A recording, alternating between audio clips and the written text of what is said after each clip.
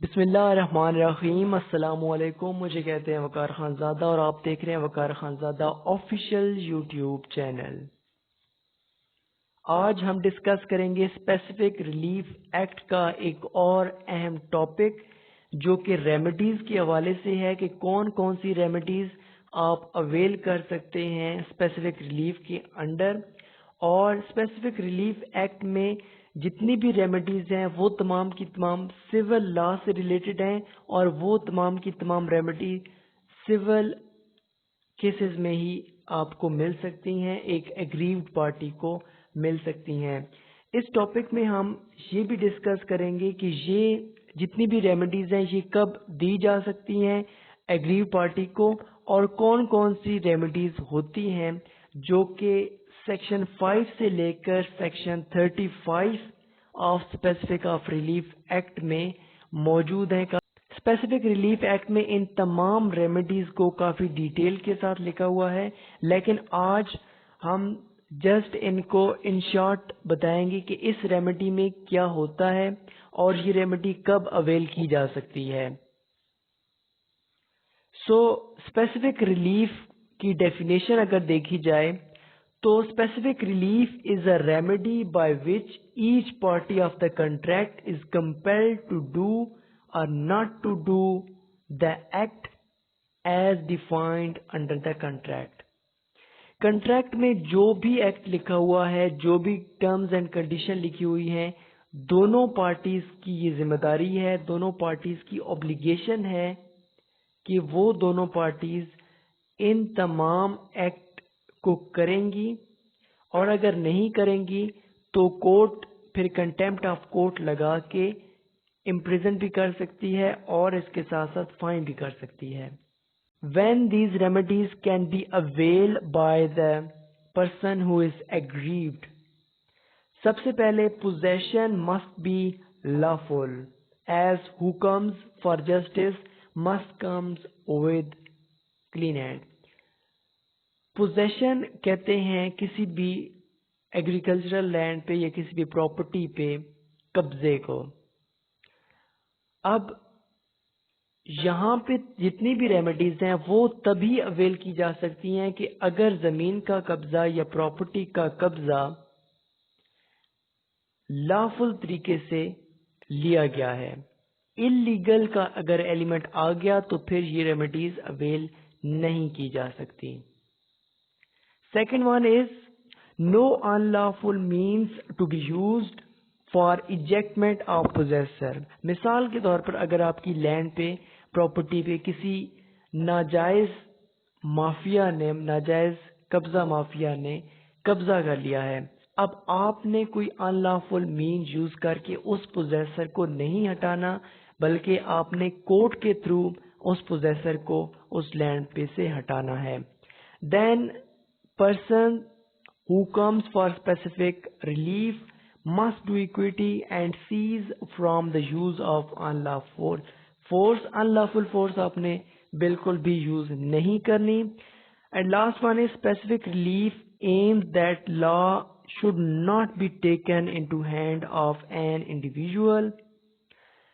तो ये जितने भी 2-3 पॉइंट हैं कि जिसमें ये कहा गया कि आपने अनलॉफुल पोजेशन नहीं लेनी, आपने अनलॉफुल मीन्स नहीं यूज करने किसी भी पोजेसर को निकालने के लिए, तो इसका मकसद ये है कि कोई भी आम पर्सन अपने हाथ में कानून को ना ले सके।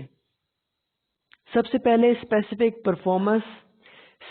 परफॉर्मेंस को हमने काफी डिटेल से डिस्कस किया हुआ है पिछली वीडियो में, जो कि हमने स्पेसिफिक रिलीफ एक्ट के सेक्शन 12 पे बनाई थी। उसमें स्पेसिफिक परफॉर्मेंस के ऊपर काफी डिटेल डिस्कशन की हुई है। तो स्पेसिफिक परफॉर्मेंस का मतलब ये होता है कि the court of law gives an order to directing a party to do an act which was decided between the parties and under an obligation to do. Specific performance का मतलब ये है कि इसमें कोर्ट किसी भी पार्टी को, चाहे वो प्लेंटिफ है चाहे वो डिफेंडेंट है, लेकिन अक्सर केसेस में डिफेंडेंट को ये ऑर्डर किया जाता है कि आपने वो तमाम के तमाम एक्ट्स करने हैं कि जो एग्रीमेंट में लिखे हुए हैं, जिन पे आप दोनों पार्टीज ने एग्री किया हुआ था। Then next one is injunction. Injunction को भी हम काफ़ी डिटेल से डिस्कस कर चुके हैं। इंजंक्शन को आम जबान में स्टे ऑर्डर का नाम दिया जाता है। इसकी मुख्तलिफ काइंड्स हैं, मुख्तलिफ फॉर्म्स हैं, और इसका जो दौरानिया है उसके हिसाब से ही इसकी काइंड्स हैं। इसमें कोर्ट किसी भी पार्टी को स्टॉप कर सकती है, किसी भी पार्टी को कोई काम करने के लिए मजबूर कर सकती है। Then next one is rescission. अब रिसेशन का मतलब क्या है? रिसेशन का मतलब है कोलैप्स। मतलब जो पार्टीज के दरमियान एग्रीमेंट हुआ था, कंट्रैक्ट हुआ था, उसको दोनों पार्टीज ने रजामंदी के साथ कोलैप्स कर लिया है, रिसेशन कर लिया है, वापस कर लिया है, विथड्रॉ कर लिया है। अब जो पुराना कंट्रैक्ट था उसको हटा के नया कंट्रैक्ट दोनों के दरमियान बनेगा। Then rectification. Rectification mean amendment in the contract. अगर दो पार्टीज के दरमियान कंट्रैक्ट हुआ है और एक दो टर्म्स एंड कंडीशन पे दोनों पार्टीज एग्री नहीं कर रही, तो जब वो कोर्ट जाएंगी तो कोर्ट में उनके पास ये रेमेडी मौजूद होगी कि आप इस टर्म्स के लिए आप अमेंडमेंट कर सकते हैं। दोनों पार्टी राजी होंगी तब ही अमेंडमेंट हो सकती है, एक पार्टी की वजह से एग्रीमेंट चेंज नहीं होगा। The next one is cancellation. Cancellation simply mean contract को जड़ से ही खत्म करना। इसमें यह होगा कि अगर कंट्रैक्ट कुछ दिन चला है और उसमें किसी पार्टी को फायदा हासिल हुआ है या दोनों को फायदा हासिल हुआ है, तो वो तमाम का तमाम प्रॉफिट वापस कर दिया जाएगा दोनों पार्टीज को।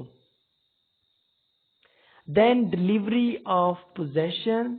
It is also a remedy in which court will have to give and will have to deliver the possession to the aggrieved party. Next one is declaration of rights.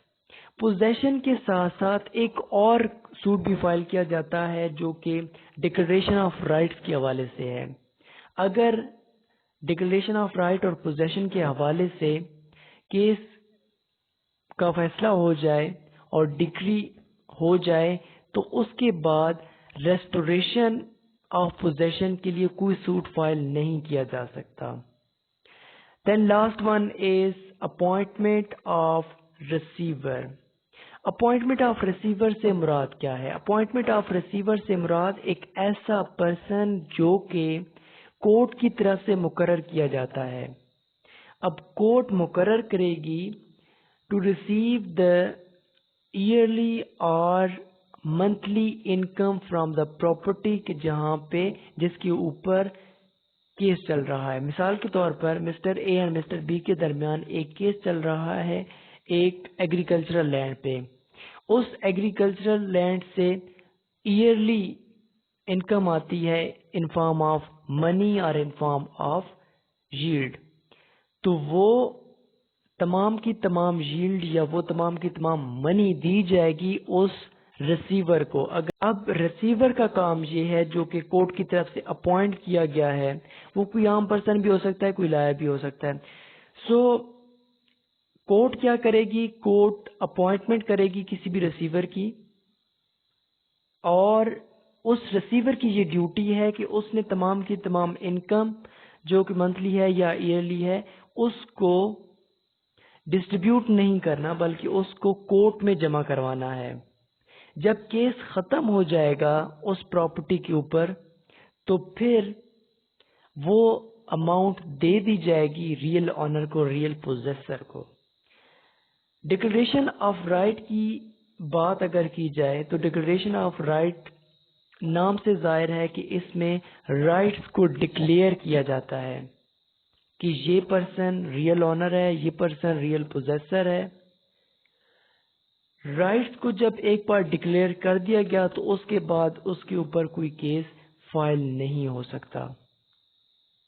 Thank you so much.